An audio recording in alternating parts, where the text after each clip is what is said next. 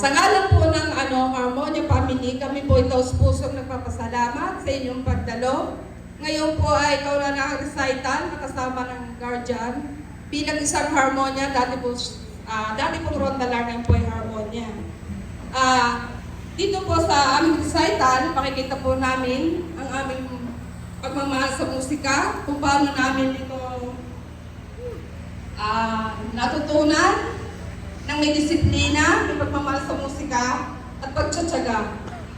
Sana sa bawat aming pagtugtog, sa aming pagtugtog, ay mataman nyo yung pagsuporta sa aming mga bata, sa aming kabataan, na lalo pa nilang magkameron sila ng bilib sa kanilang sarili.